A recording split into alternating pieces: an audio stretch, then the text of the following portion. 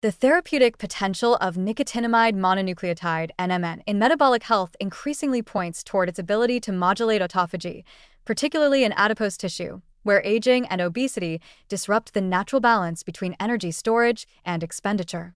Autophagy in fat cells, especially in white adipose tissue (WAT), is essential not only for maintaining cellular homeostasis, but also for controlling lipid turnover, insulin sensitivity, and inflammation.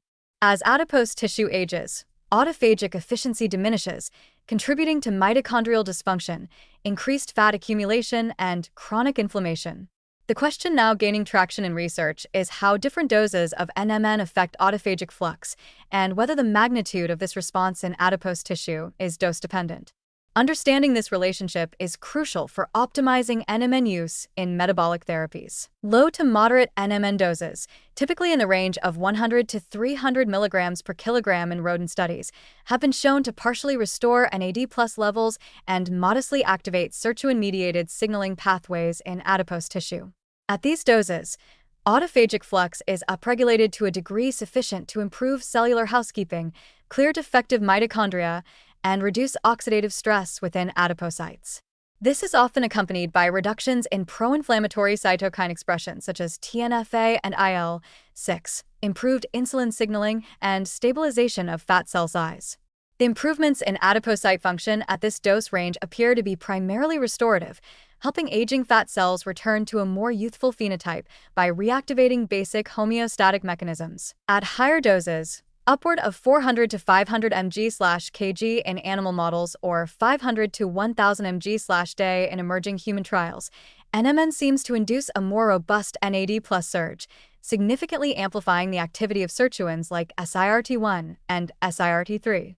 These enzymes not only enhance autophagy by deacetylating ATG proteins and promoting autophagosome formation, but also coordinate mitochondrial biogenesis and fatty acid oxidation. In this higher dose range, autophagic flux is markedly enhanced, leading to more extensive clearance of damaged organelles and potentially a shift in adipocyte metabolism. This can result in a decrease in adipocyte hypertrophy, enhanced lipolysis, and even the stimulation of beiging, the process by which white fat cells adopt brown fat-like features and burn rather than store energy. Interestingly, the dose-dependent nature of NMN's effect on adipose tissue is not linear, but follows a threshold-driven model. Small increases in NAD+ at low doses may be insufficient to fully activate autophagy-related gene expression, particularly in metabolically resistant or aged fat tissue. Only when a critical NAD+ threshold is reached do cells begin to engage more aggressive cleanup and remodeling processes, including mitophagy and the induction of uncoupling proteins involved in thermogenesis. This means that the beneficial effects on fat metabolism and insulin sensitivity become more pronounced only above a certain NMN exposure level. Additionally, the duration of dosing also matters. Short-term administration of NMN may boost autophagic markers like LC3-2 or Beclin-1 transiently, without altering deeper aspects of adipocyte behavior. In contrast, sustained NMN exposure over weeks or months may create cumulative improvements, restructuring mitochondrial networks, shifting inflammatory cell populations within adipose depots, and reprogramming gene expression patterns toward oxidative metabolism. These long-term adaptations are most likely to occur at moderate to high dosing levels where autophagy is persistently and efficiently activated. It's worth noting that extremely high NMN doses do not appear to cause overactivation of autophagy or damage in preclinical models, but the margin for safety in long-term human use at very high doses has not yet been clearly defined. What seems consistent across studies is that NMN restores autophagy to physiological levels rather than inducing excessive degradation or cellular stress, making it a regulatory agent rather than a blunt force accelerator of catabolism. Functionally, dose-dependent autophagy enhancement in adipose tissue translates to meaningful changes in metabolic outcomes.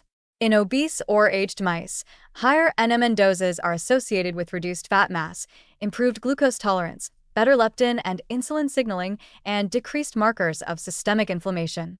These improvements align with more efficient autophagic activity in adipocytes, where cellular waste is cleared, mitochondria are renewed, and energy balance signaling is restored. In conclusion, NMN's ability to modulate autophagy in adipose tissue is clearly dose-dependent. Lower doses initiate modest improvements in cellular maintenance and inflammation, while higher doses trigger deeper metabolic remodeling and fat cell reprogramming. This spectrum of effects underscores the importance of tailoring NMN dosage to specific therapeutic goals, whether it's gentle metabolic support, reversal of age-related adipose dysfunction, or aggressive intervention in obesity-linked inflammation. As human trials progress, understanding the precise dose-response curve of NMN in fat tissue will be central to unlocking its full potential as a safe and effective metabolic rejuvenator.